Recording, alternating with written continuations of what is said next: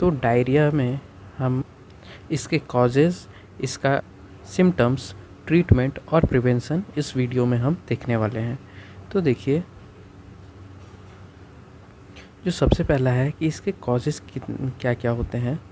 तो देखिए, कॉजेज़ में सबसे पहले बैक्टीरियल इन्फेक्शन। अगर बैक्टीरियल इन्फेक्शन हो रहा है तो वो हो सकता है कंटामिनेटेड फूड और वाटर के थ्रू। दूसरा है वायरल इन्फेक्शन, अगर हो रहा है तो वो भी पैरासाइट के थ्रू, जो कि इंटर कैसे करेगा, फूड और वाटर के थ्रू। मतलब अगर बैक्टीरिया हो या वायरल इन्फेक्शन हो, दोनों में ही फूड और वाटर के थ्रू।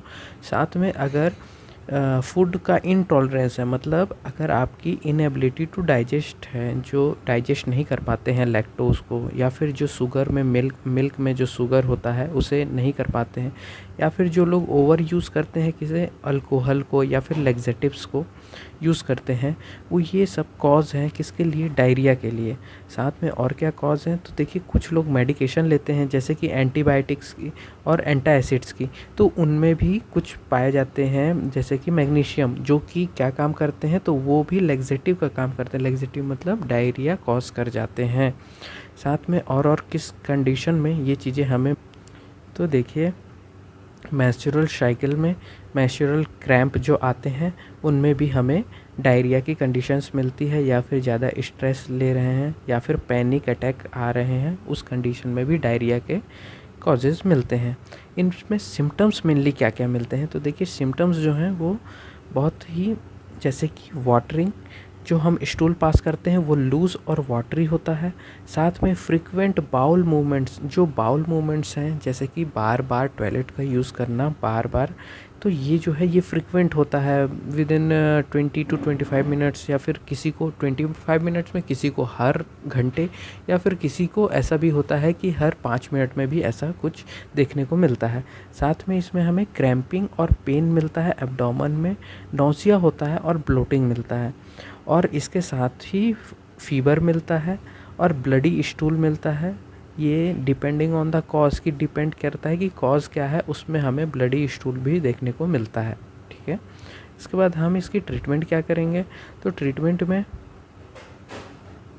तो देखिए ट्रीटमेंट में हम यूजुअली जो है डायरिया अपने ही आप ठीक हो जाता है विद इन अ डे, या फिर 2 दिन में ये अपने आप ठीक हो जाता है। लेकिन अगर ये प्रोलॉन्ग्ड, मतलब ये 2 दिन से ज़्यादा तक कॉज करता है, तो फिर इसकी कॉम्प्लिकेशंस हो जाती हैं। कॉम्प्लिकेशंस में हमें मिलता है कि डिहाइड्रेशन, उस पर्सन में डिहाइड्रेशन मिलता है।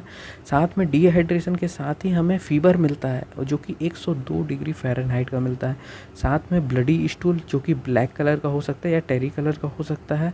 सीवियर एब्डोमिनल पेन और रेक्टम में भी पेन मिलता है। साथ में डायरिया जो है अगर लास्ट है, मतलब 3 दिन से ज़्यादा तक है, तो हमें अपने फिजिशियन के पास जा कर के इससे कंसल्ट करनी चाहिए। मतलब किसी भी डॉक्टर या किसी भी फिजिशियन के पास जाके कंसल्ट करनी चाहिए। हमें इससे बचाव कैसे करना चाहिए, तो देखिए बचाव के लिए प्रिवेंशन में हमें क्या क्या चीज़ें करनी चाहिए, तो सबसे पहले बात आती है कि हमें अवॉइड करना चाहिए मिल्क बेस्ड, जो कि ग्रेज़ी हो, हाई फाइबर का हो या फिर वेरी स्वीट टेस्ट का हो, उसे हमें अवॉइड करना चाहिए, क्योंकि वो क्या करते हैं, वो हमें डायरिया कॉज करने में मदद करते हैं।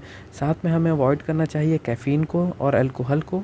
साथ में हमें कोई भी सॉलिड फूड नहीं लेना चाहिए जब ऐसा लगे कि डिहाइड्रेशन की कंडीशन है, या फिर थर्स्ट है, या फिर लाइट हेडेड है, डार्क यूरिन आ रहा है इस टाइम पे। ठीक है, साथ में हमें जो है क्लियर फ्लूइड का इस्तेमाल करना चाहिए हर आवर में जब डायरिया है तो। ठीक है, ये सब चीज़ें प्रिवेंशन के तौर पे। साथ में हमें स्पोर्ट्स ड्रिंक और ब्रॉथ का यूज़ करना चाहिए। वाटर जो है अगर हम सिंगली वाटर लें, क्योंकि उसमें हमें सोडियम और शुगर नहीं मिलता है, तो इसलिए हमें साथ में सोडियम और शुगर के लिए जो स्पोर्ट्स ड्रिंक आते हैं उनमें सोडियम और शुगर होता है, ब्रॉथ में भी होता है, इसलिए कहा गया है कि सिर्फ वाटर नहीं लेना चाहिए, उसके साथ भी कुछ लेना चाहिए, क्योंकि आपकी बॉडी को क्या लूज़ हुआ है वो है सोडियम और शुगर के जो कॉम्बिनेशन जो है NaCl हमारी बॉडी में, ये आयन लूज़ होते हैं डायरिया के ज़रिए।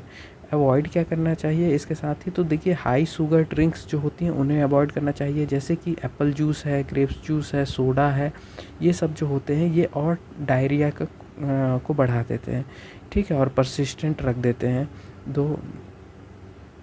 इसके साथ ही हमें अवॉइड करना चाहिए कि हमें जो लिक्विड है ना, तो जो क्लियर लिक्विड को नहीं लेना चाहिए, क्योंकि हमें पता है कि क्लियर लिक्विड में कोई भी सोडियम या सोडियम और कैल्शियम आयन NaCl आयन नहीं होते हैं, इसलिए।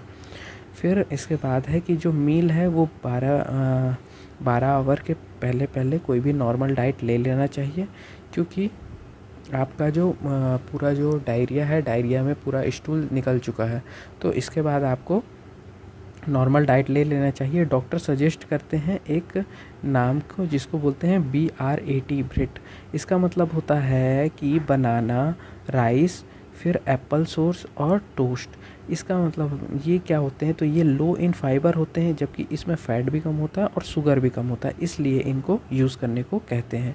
साथ में हमें और क्या यूज़ करना चाहिए, तो अगर आप काउंटर लैक्टोबैसिलस एसिडोफिलस कैप्सूल ले रहे हैं या फिर टैबलेट ले रहे हैं, तो ये आपको मेंटेन करेगा उस बैक्टीरिया को ग्रोथ करने पे, और मेंटेन करेगा उसकी ग्रोथ से हमारा जो इंटेस्टाइन है वो हेल्दी होगा, ठीक है। तो ये हमें करना चाहिए। साथ में हमें कोई भी एक्सरसाइज, मतलब डिक्रीज लेवल ऑफ एक्सरसाइज तब तक नहीं करना है जब तक कि उसके सिम्टम्स पूरी तरह से चले ना जाएं, तब तक एक्सरसाइज नहीं करना चाहिए। कैसा लगा आपको, आप ज़रूर कमेंट सेक्शन में बताएं। Thank you.